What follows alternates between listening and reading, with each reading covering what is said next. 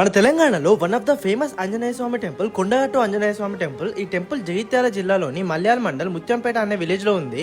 ఈ టెంపుల్ కి చాలా హిస్టరీ ఉంది. హనుమంతుడు లక్ష్మణుడి కోసం సంజీవిని తీసుకెళ్లేటప్పుడు అందులో కొంచెం ఇక్కడ బడి కొండగట్టుగా మారిందని చెప్తారు.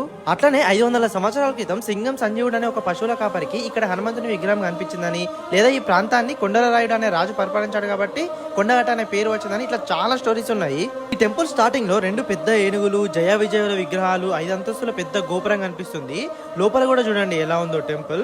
బయట కోనేరు ఉంటది, దీన్ని కొత్తగా కట్టారు. పాత కోనేరేమో టెంపుల్ స్టార్టింగ్ లో ఉంటది.